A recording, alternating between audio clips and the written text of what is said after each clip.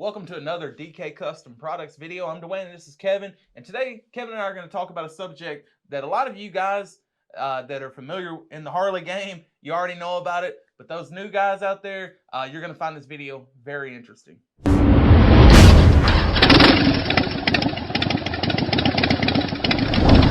We got a comment the other day on one of our videos, and I'm just going to read it to you. Great video. I had my 110 hit just under 300 degrees a few times after the new build, and I had it taken in for warranty work 5,000 miles later.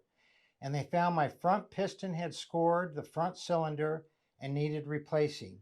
They said it had got too hot. This is at the dealership. And it also needs a new crank due to binding and new pistons and cylinders. So here's yet another guy who's having to have his engine rebuilt.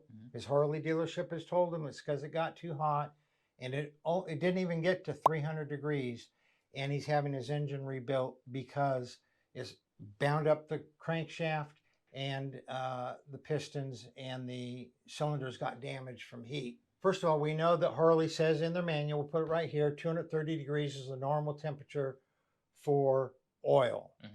Okay, and then we've also shown in a video we'll put up in the corner here, and maybe we'll put up a little clip of it right here, where we see that when a bike hits 270 degrees, Harley goes, wait a second, this is way too hot. The ECM goes, this is way too hot, and they retard the timing, and you can see how much the power drops right when you hit 270, because Harley is doing what they can to cool that bike down, because, well, we see this guy didn't even hit 300, and he's having to have his engine rebuilt. That's right.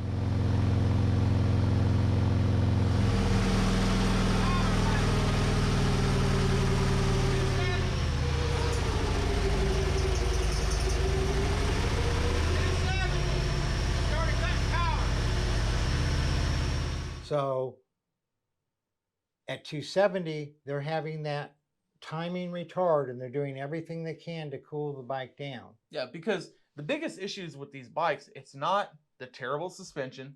It's not the quiet, ugly factory exhaust. It's heat. Heat is very detrimental to the life of these bikes. And we've said it time and time again. You know, Harley knows most people aren't going to log over 10,000 miles on a bike. They know it. So for the majority of their customer base, heat is not an issue. But for those of us that want to ride these bikes and make these bikes last several years, several thousands upon thousands of miles, you really need to do something to address heat, because it's a crapshoot. Now, you know, there's guys out there, I know we're going to get comments, I got 70,000 worry-free miles. Well, this guy didn't. This guy had about 8,000 worry-free miles, and he started having issues. Right. And so, you know, it's the heat does two things. Number one, it's uncomfortable for the rider and the passenger. But the other thing is, it just wears the engine out prematurely. And people ask, what are the optimum temperatures? If the temperatures that they come from the factory with are too hot, what are the optimum temperatures? And we answered it right here 4 years ago in a video. So our target temperature on a twin cam, as read by the PowerVision ET, is 230. Why do we use the PowerVision ET as the baseline? Because that's the same temperature that the computer, the Delphi computer, the ECM or the ECU on the bike uses to retard the timing, advance the timing, enrich in the fuel, lean out the fuel. That's on a twin cam. On the Milwaukee 8, the ideal temperature, again for the oil, is 230. Sportster 230, twin cam 230, M8 230. Okay, 230 is the ideal max temp for the oil. You don't really want to go over that. If you start going over 230, it's because the engine is getting too hot for its own good. You're going to start getting sluggish power and having accelerated wear, and of course the breakdown of the oil. But the M8 has its sensor at the rear of the rear cylinder, and because of the design of a Harley, the rear cylinder is always hotter than the front cylinder. The front cylinder is in the wind. The rear cylinder is blocked by the front cylinder.